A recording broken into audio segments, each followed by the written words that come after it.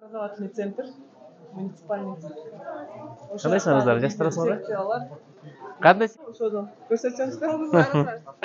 Қайсыл?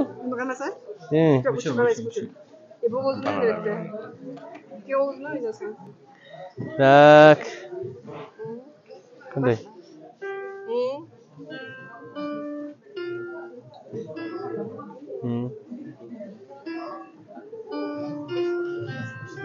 Sen işte. Anladım. Sağlıklı. Nasılsın? Bizim спортсмен деген дүйнөнүн чемпиону, заслуженный мастер спорт. Борборубуздун волонтерлору. Саламатсыңар ма? Булар даяр материалдар да? Бұл приздер. Ойында ойнашады, андан кейін приздерді алышады. Бұл приздер бе? Бұл эмне IQ боюнча ба? Налой. Атың ким? Баястан. Демгеде өлеме? Демкитеп борбору. Біз Демкитеп борборунун ыктыярчылары болобуз.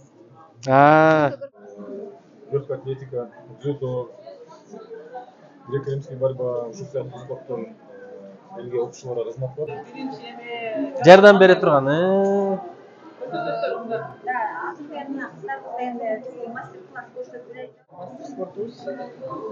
Самбо, саламатсыз ба?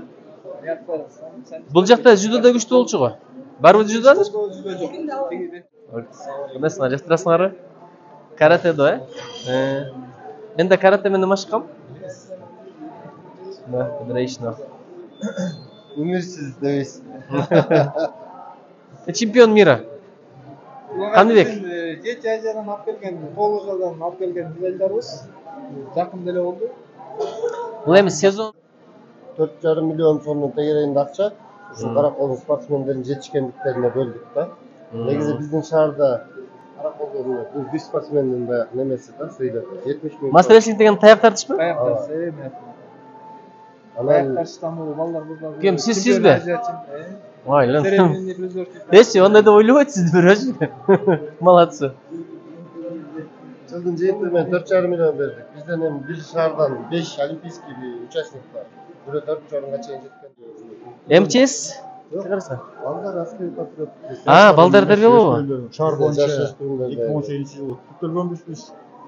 Анан ошодон бери аскер атлеттиктерге Уюмдун аталышы эмне? Каскад гвардия деген. Каскад гвардия. Мен UIT деген болду. Алтын роботтун техника деп жаңы кружок ачылган. Өзүңөр, Балдарды өздөрү жасаган.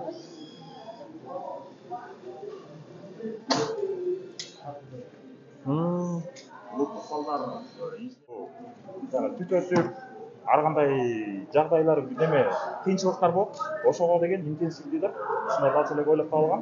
Бул эми пока макет эле. Буюрса жасап баштайбыз. Автоматтык түрдө. Бул жака рычагын салып туруп, бураганда бал астан өзү агыш керек да. Болуш керек, бози кандай куралат, ошону жакындагыдай буюрса мындай. Бул дагы бир шаар ичинде реализация болуп аткан бир проекттердин бири. Сол жерде дереме жана чокунатада бар го. Ошолордун дагы бир проектиси бизде. Күрөшкөн абдан оор нерсе да. Ошон үчүн алдын алыш керек. Бул талим тарбия маселеси жалаң эле милиция менен прокуратурага тапшырып таянып койгондо иш болбойт. Жалаң эле мугалимдерге, биринчи ата-энелердин жоопкерчилиги болуш керек да. Азыр эми мен атамын, апамын, балам төрөлдү деп анан багып атам дейбиз. Бирөө айткандай малды бакса болот, адамга тарбия керек болуп атпайбы? Экинчиден, мына объективдүү себептер менен, бир себептер менен миграцияга кетип калып, бала каралбай калып кетип атат. Баары бир ата менен апа берген мээримдүү тарбияны башка эч ким бере албайт. Ата менен ападагы күйүм башка бирөөдө болбойт. Ошол маселелер болуп атат.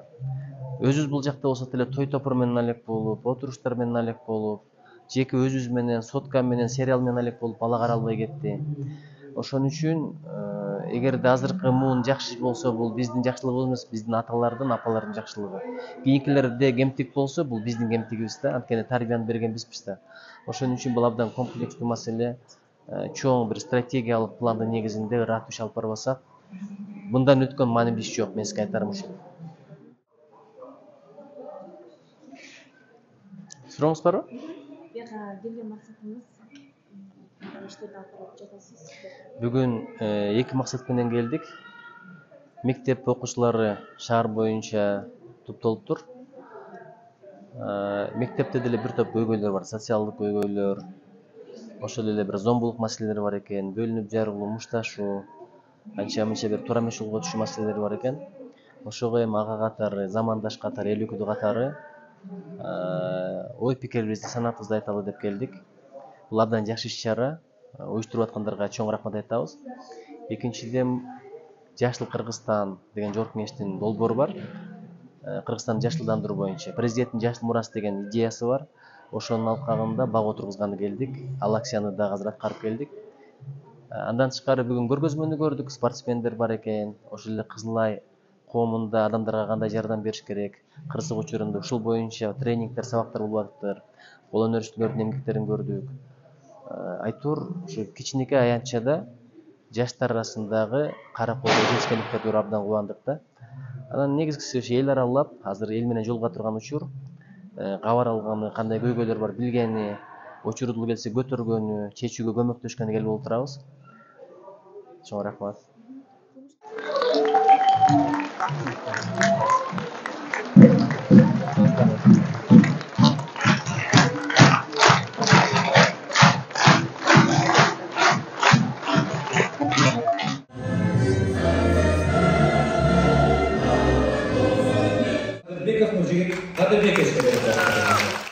Балдарым, кыздарым, урматтуу агайлар, эжекелер, устаттар, урматтуу шаардын мэри, прокурору, ички иштер башкармалыгынын башчысы, казысы, губернатордун өкүлү, чемпион. Аманчылыкта, тынччылыкта көрүшкөнгө Кудайга шүгүр дейм. Мен бир эле кечкенем. Кудай буйрса чыгып келаткан, өсүп келаткан жаштарыбыз ыймандуу, жүрөгүндө ыйман бар, жүзүндө нур бар, колдорунан жалаң гана жакшылык келет. Силер жакшы муунсуңар, Кыргызстанды көтөрө турган муунсуңар. Мен буга ишенем. Бар болгула, рахмат силерге.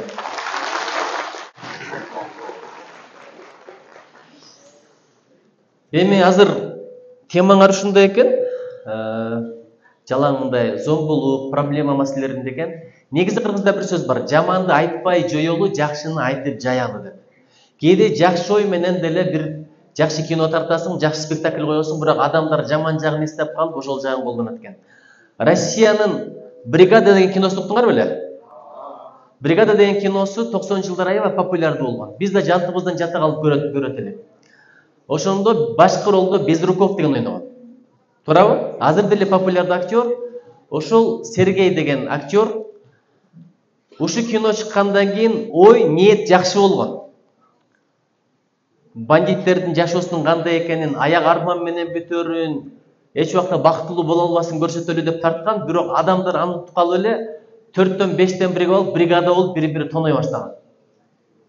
Ошон үчүн жаман нерсени айтып кереги жок. Азыр сахнада дагы анча-мынча татынакай кыздарыбыз чылым чегип ийди, бир аз өкүнүчтүү. Кучакташып ийди. Эсиңерде ошол нерселер калбасын. Эми бул деле балким жакшы ниет менен болду. Ошого мен дайым айтам, жакшыны айтып жаялы, жаманды айтпай жоёлу.